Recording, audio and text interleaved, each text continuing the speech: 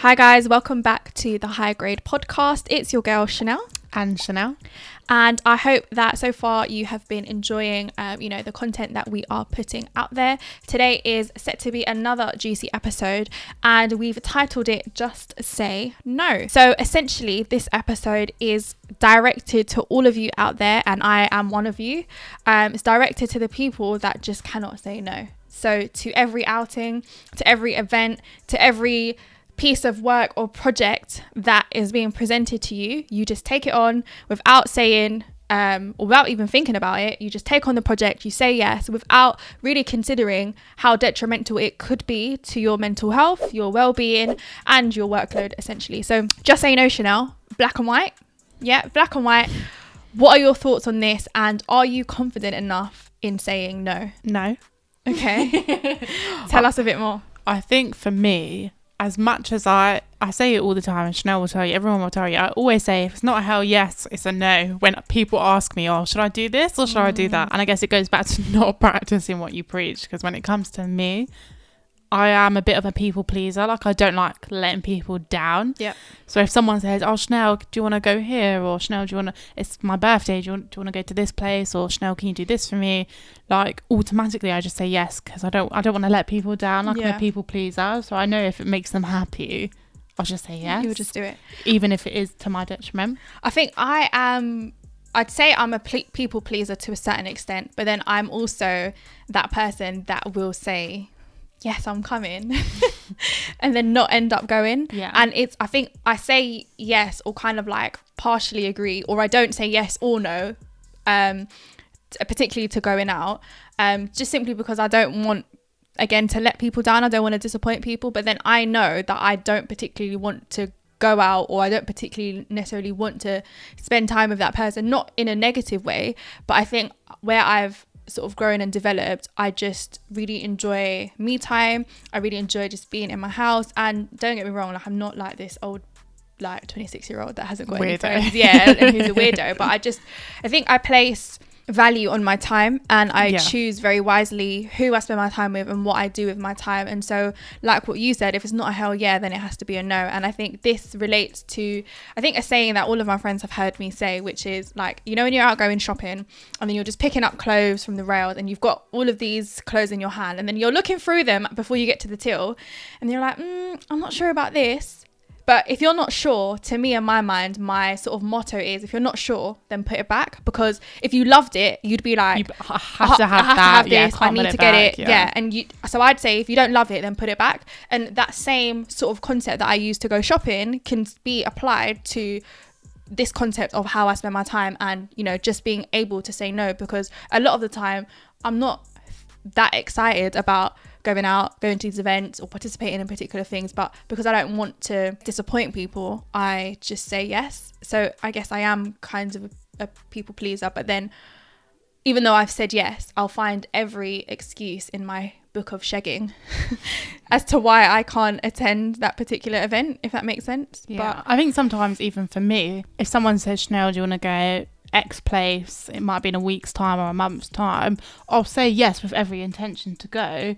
And then normally for me, it'll get to the day and I would have had like a busy day or a busy week, and I'm just tired, and I love to stay at home. Like, there's nothing that brings me more joy than just kind of go, like, sitting in your comfy pajamas and just chilling. Like, sometimes it's just effort to get dressed, to get makeup on, and do your hair. Like, I'm just that sort of person inclined. I just love to stay at home. So sometimes I have every intention to go or to do the things that people ask, and then when it gets to the day, it's just I'm stressed, or I just want to stay at home. And then it gets to a point where, like, afterwards I would feel like really bad. But do you tell them that, I know I said yes, but I don't think I can make it now? Yeah, I always tell them. I don't like stand them up and not you don't see Chanel's face. Like, I would always tell people, but it's still that feeling. It's weird because you don't owe anyone anything, or it doesn't make you less of a good friend if you say no, but it's just always like, again, going back to being a people pleaser, I just hate saying no. Like, I will know that I can't do something, and I'll be dreading, like, how do I say it? What should I say? Like, I hope they don't think I think one thing that I said to one of my friends was, I think changing the way that we view the way we say no. So for example, when we say no, we see it as we're disappointing the person who's invited us out, and you know, we don't want to let them down. But actually viewing it from that lens is actually very negative, and we're seeing it in a really, really bad way. But actually we're saying no for good reason, because the reason I'm saying no is, particularly for me, I'm talking from experience, like I very much so have a social battery. So what I mean by that is that, like, I have to gear myself up to get ready, and then, you know, it's like I put this social battery on my back, I get to this place, and then like after an hour I'm just like, oh, I'm ready to go home, kind of thing. And so I'm not saying no because I don't want to no, I'm not saying no with the intention of disappointing you. I feel like I'm actually doing you a favor and doing myself a favor, because my face is just going to be push up, and I'm not really going to want to be there, and you're going to be like, oh, Chanel, what's wrong? Da-da-da. And it's like, it's nothing wrong that you've done, it's nothing really wrong with me, it's just that I don't want to be here in this place right now. And so I'm just saving us both from like misery, basically. And so just changing it, that sounds like, I don't know, I sound like really old and really like ungrateful, but it's not that at all. I just really value like my time, and going out like excites me in the most minuscule way possible, if that makes 100%. sense. Like holidays, absolutely. Staying at home, ordering food, absolutely. But like, I think I'm just old. Like inside I must be like, from like, I don't know, I was born from an old lady, because like going out, I don't like, it's not that I don't like it, but just I don't jump up and down. I don't get excited like to think, oh yeah, I'm gonna go out and go clubbing, and like I like to have a nice dinner sometimes, but like going clubbing and going out, like I like to be in bed by like 10 o'clock. So holidays, absolutely. If anyone wants to invite me on a holiday, it'd be yes every time. Post corona. But I think I'm just an old lady inside. So I think that's why things like that don't excite me. And like you said, it's just about knowing like what your time is worth, rightly or wrongly. In the back of my mind, when I'm out, even if it's like I'm out shopping or not even doing something exciting, I'm thinking to myself, okay, I need to get back because I need to do this and I need to do that, and I've got this to do and I've got this to do. So like for me, if I'm gonna do something, it has to be time well spent. Otherwise I not see it as wasted time. But I think to make it again like relevant to employment and professional career and stuff, so I am at work, definitely I'd say like I'm a people pleaser. Like I don't want people to have a bad view of me at work. Like I want to be seen as someone who always does a good job, and at work particularly I hold myself in a very high regard, because I want my reputation essentially to precede me. So whenever someone says, oh, can you do this or can you do that, I'm always with that yes mentality. I'm like, yes, definitely. And I think when I do reflect on it, I always think like, why do I always say yes? And I think, yes, it is the fact that I want to be liked, but then that goes back to something that we've discussed previously, which is, why do I need the acknowledgement of other people to provide me with that self-worth, to let me know that I'm good enough? Like, why do I have to say yes to what you're asking me in order for me to feel that sense of fulfillment, and or for you to get that sense of fulfillment that I'm worth something?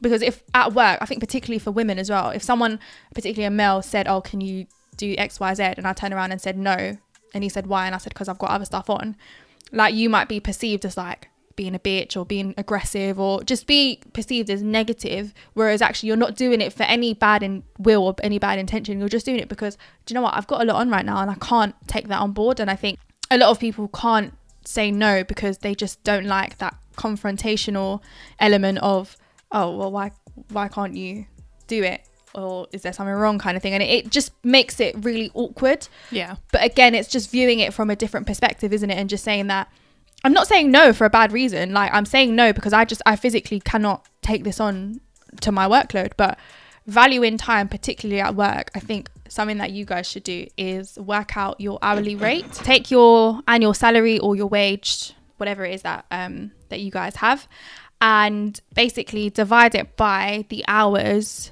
you would work over a year, essentially. So for me, it's a little bit different because I'm a teacher. So we are only working 39 weeks of the year because obviously we get 12 weeks off. And my sort of hours are like a little bit different to, I guess, a normal teacher, because I do really, really long hours. So I've just said 10 hours on average, because sometimes it is seasonal. So I'll do 12 hours maybe like in the autumn term, and then it will reduce in like the summer. So just to even it out. So I've done it at 10 hours. So my hourly rate is £25 per hour.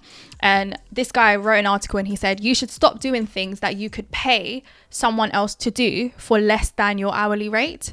So for example, things like, I don't know, let's say cleaning the house, for example. So we'll clean on the weekend, every Sunday, we'll do top to bottom. And that might, if it's a proper clean, that might be like 4 hours. So 4 hours of my time is £100. But could I hire a cleaner to do those 4 hours for, let's say, £60? If I could, this guy whose article I read said that you should just hire that person to do it, because that frees you up with 4 hours.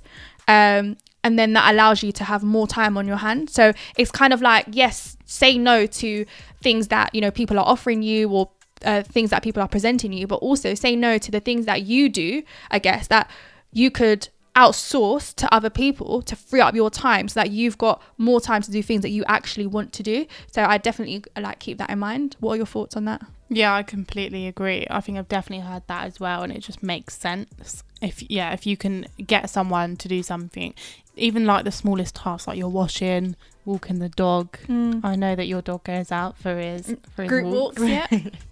If you can pay someone to do it cheaper than your hourly rate, then obviously you get to a stage where you will start running out of time and you've got things to do, so just do it. From a business perspective, because, you know, we've gone to a lot of like property meets and had a lot of people speak. What do they say about sort of like outsourcing business tasks that could be given to like other people abroad? Yes, they say outsource everything. As a business person, you shouldn't be doing any of your own admin and blah blah blah, which is very easy to say. Obviously you can't start like a new business and not have any income generated from it and then outsource everything. And also I think you do have to learn how to do some of the stuff yourself. But yeah, they say outsource everything, because your time is better spent going to get more business and generating more business than it is writing emails or definitely doing any admin tasks. But I was going to ask you, Chanel, what problems do you think come from always being a people pleaser and never saying no? Ooh. More than anything, if I'm talking from my own experience, is burnout. So you just work so hard to like please everyone. So you take loads of things on board, knowing that within your actual day it's physically not possible. So then you end up working late nights, or you end up working weekends, because you've agreed to something that you know isn't necessarily your responsibility to do, but you just don't want to face them and say no. So I think that's that. Also, like your mental just well-being and the state of your mind is really like key, because I think we always talk about, you know, let's get the bag, secure the bag, let's open a business, let's do this, and everyone shouts and screams about that and how to be productive and but actually shining a spotlight on how about we just chill for a bit and just look after our mental health. Because I think, as you know, people who are so driven, who are always striving for the end goal, and then once we've got to the end goal we're making a new one, so the end goal seems further and further away. People don't take the time to actually talk about mental health and, you know, how are you doing okay? Like, there's no focus on it's all right to have a day off if you're not feeling it today. It's always about you gotta go. Yeah. So I think that also is an issue. And I think like, if you always say yes, at some point, you know, you can't give 100% to everything. So when you're saying yes to loads of things, you're going to have to reduce efforts or reduce quality in some areas to fulfill all of the things that you've said yes to, plus your own stuff, right?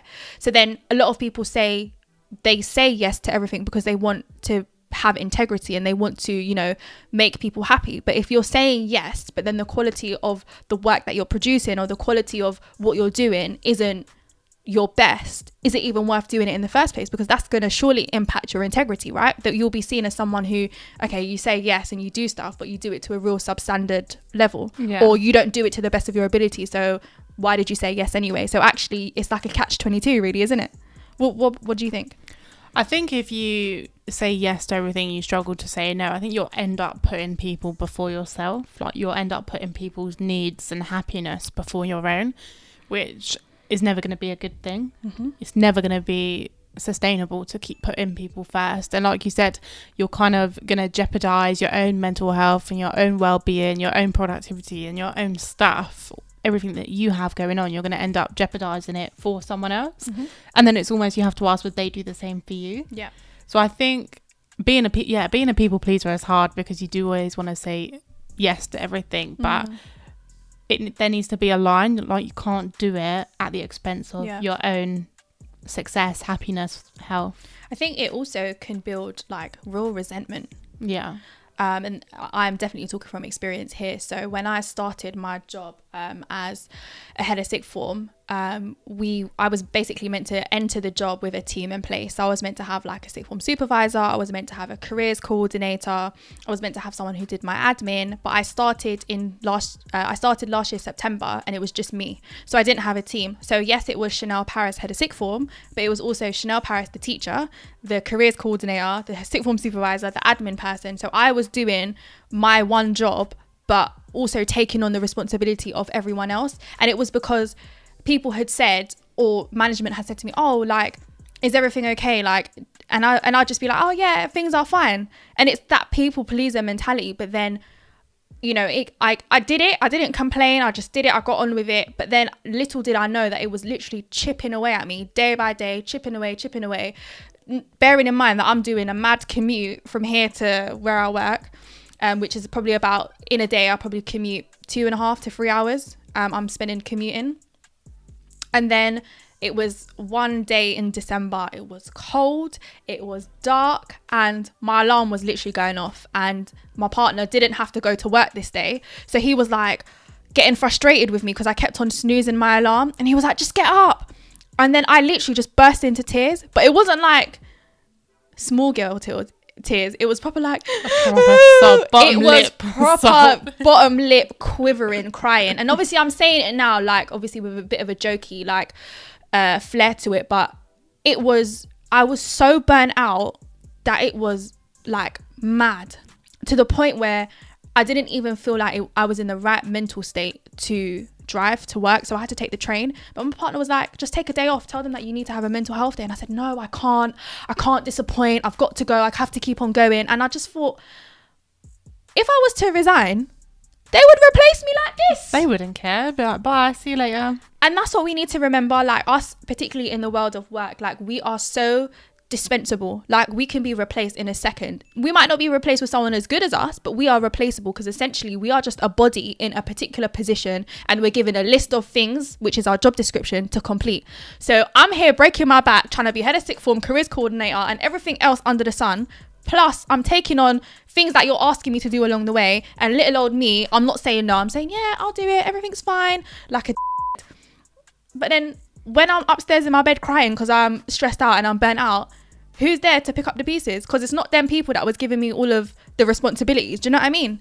So I'm now speaking from hindsight, and I'm saying like, she's angry. You have to say no. You have to say no, because like when you are in a position of responsibility, particularly at work, you almost feel obliged to always say yes, because you feel like as a manager or as a leader, you have to show this face of being able to take things on board and being adaptable and being flexible and taking things on board. But again, like to whose expense and to what expense? Because you're essentially lightening a load for someone else, but burdening yourself with all of the things that they're meant to do and they're meant to sort out.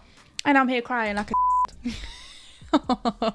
now, I'm actually passionate about this, because you literally have you have to say no. You have to say no. And you know, I can sit here and say that with hindsight, but it's like we all go through it, because I can say to you, yeah, I'll go out, and then like not go out. But then at work, I'm like a completely different person. I'll say yes and like kill myself to get this stuff done. But I think it's okay to say yes, and it's okay to help people. But if you allocate like half an hour for a meeting, for example, and we all know like at work, particularly now in COVID, everyone's like, oh yeah, can you jump into this meeting? Okay, I'm going to share my screen. Can you guys see? And it's just like, you're in these meetings, sometimes pointlessly, with no end outcome at the end of these meetings that was scheduled for half an hour, but ends up running over 10-15 minutes. And then that means you don't have lunch. And then that means you're late for another call, particularly working from home, where it's almost like you feel like you can't leave your screen. You feel like you have to always be available. I just think it's hard to, obviously in practice, to say, okay guys, you know what, I've got another meeting, I need to jump off. But where you can limit things that you do, or where you can limit meetings that you don't necessarily have to be in, I would 100% do it, because to what expense? Your own. I think that's exactly it. It's not about it's not about the next time someone asks you something, you say, no, I'm not doing it because Chanel and Chanel told me that I can't do it. It's not about that, but say yes as much as you want, but just not at your own expense. Definitely. And not at your own detriment, because the only person that really is going to look out for us is ourselves. No one else is going to look out for you. So like with Chanel's example, when she's sitting there crying because she's stressed, her mental health is probably deteriorating, she's got so much to do with no help, they're not checking on you, they're not making sure you're good. They just want their tasks done. And do you know what, my actual employment is so my employer that I'm so glad that I'm leaving, and I can say this now because I'm leaving, but essentially like when we went back to school in January, so that was like January this year, the person in charge, I don't want to say who it was so that people who are watching this who know me can pinpoint who it is, particularly my students, because I know that they watch this as well, but the person was like, oh, so I know that you live really far away, but if you are thinking of leaving, could you just let me know by the end of January?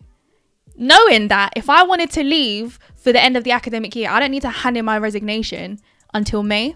So hold on a second. Hold on. Let me get this straight. You're not asking me how's my first term in the position been. You're not asking me has it been difficult. You're not asking me how you can relieve my load. You're not even apologizing for the fact that your failure in recruitment has caused me to take on more work. I wasn't even compensated for the extra work that I was doing, but you're asking me to let you know if I'm leaving at the end of January. Why did they ask if you were leaving? Because they were asking me,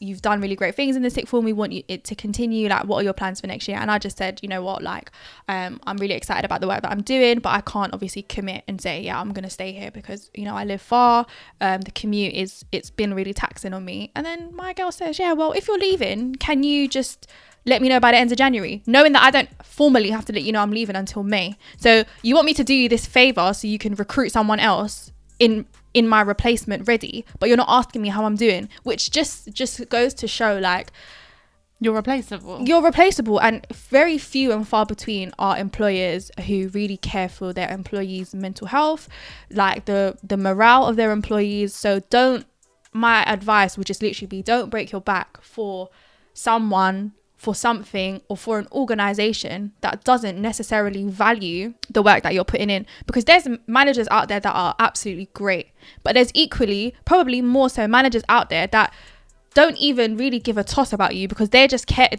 about their own KPIs and how they look. But you'll do something great, but then the manager can't like big you up and say, oh well done. They can't even say thank you, or do you know what I mean? And it's not that I need recognition for every single good thing that I do, but if I'm out here breaking my back, it's not even about that, you better be telling me thank you. If really someone's done something for you, it doesn't matter, in a workplace, if your friend's done you a favor, blah blah blah, it doesn't even matter. You just say thank you. That person probably doesn't need it, they probably don't even not care, but it's not going to do anything for them. It's not going to, do you know what I mean? It's not going to put money in their bank, but at the end of the day, you just show appreciation, not tell me when you're leaving. Let me know by the end of the month. But how about, do you know what? You've done an exceptional job. Not many people would be able to take multiple roles and do as well as you have been and get up every day and show up and still do good for the students. But it's their loss, innit? Because they lost you now. To be honest, I definitely wasn't expecting a whole spiel of how great I've been doing, because I could never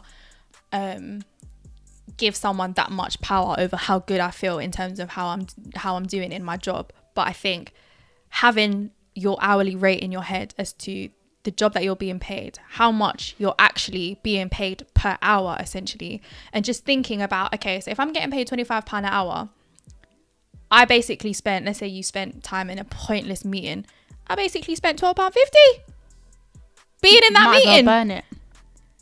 So it's like, nah, you just have to really just value your time, because like we've always said, time is our greatest asset. We're never going to get it back. And time is money. And your happiness and how you spend your time is probably the most important thing. So don't, it's hard because I feel like as you get older, it almost becomes easier to say no, particularly when you have kids, because I guess as parents, you're always like, no, don't touch that. Or, you're waiting, aren't you, for that one? And then you actually have a good substantial excuse. But I think it does get easier as we get older. But I think maybe just, I guess, moving forward, like what could you do to action this? I guess maybe setting some boundaries. So you might have This is actually so good. So you guys know that I'm starting like a new job at Crystal Palace, but I haven't formally started working for them, but I am doing some work with them. And this lady that I'm going to be working quite closely with, I basically booked a meeting with her next week, but I can't make that meeting anymore. So I said, oh, can we push it back half an hour? I was meant to meet with her at 1, but I asked her if she could move it to 12:30. So she said she's got a meeting at 12 that's meant to end at 12:30. And she's got a rule that she doesn't do back-to-back Zoom meetings. So if we can't meet at 1, can we rearrange it for another day? And I was a bit taken aback. And I was like, what do you mean you can't meet me at 12:30? But do you see how disciplined? That's disciplined. That's yeah. so, but and that's it's so a rule good. That she's fixed, yeah, and she's so not breaking good. it for anyone. And she, literally, I think like where that's like an easy rule that we can potentially implement, particularly if you have some form of like autonomy over your calendar, particularly now at like when everyone's pretty much working from home still. Like have some form of boundary in your life or a rule that you stick by that allows you to just feel like you're in control of your time. So your rule might be, do you know what? I don't do back-to-back Zoom or Skype meetings, or I don't go out 2 weekends in a row for something that I don't necessarily have to be at unless it's like a friend's birthday, for example. So have that boundary in place because it has to start somewhere, because we can't just be going around saying, nope, hell no. Do you know what I mean? Like that's not really how the world works. Like you have to give some and then take some. But I think if we start with some form of boundary that allows us to have some control, and then once we have that feeling of power and control, it almost slightly becomes a little bit easier. And then you can literally just say to people, she felt no way emailing that to me. And what was I going to say to her? What could I respond back to that? I just said, okay, Susan, well, you let me know when you're free in your calendar then. That's what I said. That is so, I'm using that one next time. But, that is so good. Because what am I really going to say to her? Well, your rule, I can only meet you at 12:30. I'm not going to say that to her. But I think that's just such an easy way. Good. And then you can literally just say that to people. Sorry, I've got a rule that I don't do back-to-back Zoom meetings. These are my alternative days. So good. Something I try to do. I haven't perfected it yet, but if someone wants to have a bit of my time, and I don't mean it like in a funny way, but if someone says, Chanel, do you want to go for a coffee, or we went on a viewing a week ago or a few weeks ago, I always have to make sure that my tasks are done. So I plan my week every week. So on a Sunday, I'll do all the things I have to do in the week, and then I'll like divvy them up into days. And I need to make sure, so if me and Chanel, we met on a Friday, I need to make sure my Friday tasks are done on Thursday. Otherwise I can't go, because I can't, it does sound bad, but I can't jeopardize like my business and success and all of the other stuff I've got going on to help someone, because you can't help other people until you help yourself first. Definitely. And I think where people get offended is where they don't have that understanding of the value of time. So had you said to me, do you know what, I can come with you to the viewing, but I can't do the business meeting with you after, I've just got to go straight home. Or if you had just turned around and said, oh, do you know what, I can't come, like I'd be a bit like, oh, okay, be a bit disappointed, but I'd understand, because I know that you're not doing it for like out of spite. You're doing it because you just got other shit going on, and you know what? That's okay. Yeah, I think you summed it up. People having an understanding of other people. So like you said, if I was busy, you would understand. Like, and I think a lot of my friends do understand if I can't go somewhere, or I'm saving and I can't spend this money and blah blah blah. They get it, because they know that this is my path and I'm trying to get to this path, and that kind of takes me off of the path where I'm busy or so and so. Or if people have children, they say to me, we're supposed to meet on the day, and an hour before they say X is not feeling well, or whether it's a real excuse or not, you have to say, do you know what, I understand, and that's it. That's it. You just have to be understanding of other people's schedules and lives. But like you said, it needs to be like, you can't just say no to everything and everyone, because when it comes to you asking for something or for someone's time or anything like that, when you get the same no back all the time, you can't be like, oh, she said no to me. Yeah. So again, it's a bit of give and take. Yeah, definitely a bit of give and take.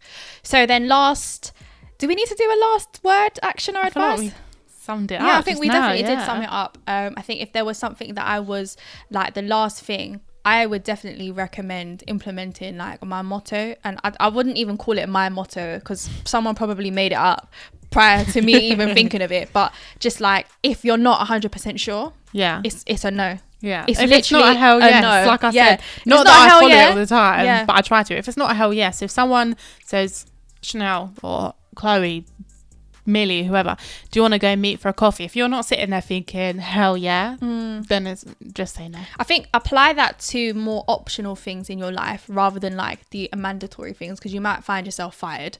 Yeah. And we're not going to take responsibility for that, but things like that are more optional. So things like, oh, do you want to go for dinner tomorrow, or do you want to, I don't know, go sit in the park? Things that are more optional that don't necessarily require you to be there. Try and take that approach. You know, if it's not a hell yeah, then it's a no. If I don't love it, then it's a no. And see how you get on. Have a boundary, have a rule, have something that you stick by and that you share with everyone so that they know, because the more you say it to everyone, the more people are going to know it and understand it. And they might be like, okay, well, Chanel can't make this meeting. It's probably because she has a meeting before that. And people just have to respect it. If they can't respect it, then that's it. I think it's good. Maybe just, even just explain to them. Don't just say, oh, do you want to go out? No. If someone said that to me, I'd be like, okay, I'm not asking you again. Yeah. So literally just say, no, I'm really sorry, but I've got this going on, I've got that going on, I'm really busy, I need to do X, Y, Z. Maybe we can do next week, next month. I think one thing that I need to like do more of one thing that I need to do more of is when I say no, or when I'm like not saying no or not saying yes, is I feel like I just need to be honest. Be honest, yeah. And not like roundabout lie about things. I'll let you know the day before. Yeah, because I know I'm not letting you know the day before. And then they'll be like, oh, where are you? I'll be like, oh, was it today? It's when your voice goes really high pitched. Oh, really? I forgot. But just like, I guess, you know, I can say it now because I'm speaking in hindsight, but I just think like being honest and just being transparent, because what you don't want to do is like say no to a friend and kind of like lie about why you've said no, and then you end up hurting their feelings. Yeah, and you will get caught out. Yeah, and then you just don't want to be caught out. So I just find like just the best thing is just to be honest and just say, do you know what? Sorry, I can't come with you here today. I don't know. Can't go sit in the park with you. Go on. Someone, I don't know. I was with someone. Maybe it was, I can't remember. I was with someone, and someone asked me if I could jump on a business call or something like that. But it wasn't a hell yeah, and it wasn't really going to benefit me, and it just wasn't really that exciting. So I said to them, "Oh, I can't because I'm having lunch with my mum, or it's my mum's birthday." And I told a lie. And then, hopefully they're not watching, I can't even remember who it was. And then they called me like the next day, but like they called me and I didn't have their number saved. And they was like, oh, hi, how was your mum's birthday? I was like, what? My mum's birthday? No, you didn't. So I did. And then I recognised their voice and I was like, yeah, it was good. But they probably thought you fucking liar. But this is what we That's why you don't lie. Yeah, just don't lie. Because you just might burn bridges. You burn bridges. You just look like an idiot and you look rude. And I learned after that, just be honest. Like, I didn't mean to hurt anyone's feelings by doing it. I just needed a good excuse, and that was the first thing that thought to my head. So don't lie. Yeah. You get caught out. I think particularly as well, like we were meant to end this and we're still going on. I think particularly when you are maybe like a business owner, or you are, I guess like yourself, like you're a public speaker, for example, and you will probably get to the stage in your career where you're getting countless emails and people are asking you to, you know, be a keynote here, be a keynote there, but you will then need to get to a point in your life where you become very selective with who you're speaking for and where your speaking engagements are going to be, because for you it's not necessarily about the idea of speaking. I guess for you it will be about impact. It will be about who the audience is, and you might really prefer to speak to a group of 100 16-year-olds in comparison to 100 business owners, because you know your impact is going to be there, is going to be with the 16-year-olds. And so the person who's invited you to that engagement with the 100 business owners, it's like, it's not that your proposal was bad. It's not like I wasn't interested, because I am interested, but you know what, my time is better spent elsewhere. And I think it just all comes down to valuing your time, valuing your source, knowing, like, being confident in who you are and what you bring to the table. And it's a good example, actually, using the public speaking. I'm just going to jump in because someone told me an example of, I believe it was Richard Branson, but I'll double check. What did he tell you face to face? No. Oh. So yes, he did. Because you said someone told me, so I was thinking, what? No, like someone told me a story about Richard Branson. Okay. Basically, I can't remember what company it was, but a company had said, yeah, we're going to get Richard Branson to come and speak at one of our keynotes. And then before they even contacted him, so when they contacted him saying, look, Richard Branson, we want you to come and speak at X event, we're going to pay you £250,000, which obviously is a lot of money. He said no. And it was because I think it was something along the lines of, to book him, you have to book 6 months in advance for him. He values his time. He's not moving anything for anyone. So then they went back to him and they said, okay, what about 500,000? Nope. Okay, what about 1 million? Nope. What about 2 million? No. Imagine turning down £2 million for a half an hour keynote. But that's discipline. That's discipline in terms of, you set your own rule. I'm not being booked unless it's 6 months in advance. And no amount of money can change that discipline. Definitely. So yeah, it just reminded me. I like it a lot. But we are going now. What, going where? Oh, we're ending Oh, okay, yeah. So guys, I don't know where you're going. We hope you enjoyed this week's episode of the High Grade Podcast. As usual, if you are watching us on YouTube, please subscribe. Click that button right now. We'll wait. Yeah, we'll wait for you to do it. Thank you very much. If you are listening to us on the audio, please rate and review us on the podcast. Say it. We'll wait. Oh, was that not it? Yeah. And then 5 stars only, please. Yeah, 5 stars only. And then while you're at it, you might as well follow us on Instagram at the High Grade Podcast. And obviously tomorrow we will be asking you what are the gems that you learned from this episode. Please make sure you are commenting on our Instagram and share, because don't be a hater. And don't be selfish. And say yes, not say no. What? Say yes. To what? To our request. Oh, yeah. Don't say no. Jesus Christ. It's a bit slow. See you later, guys. Bye.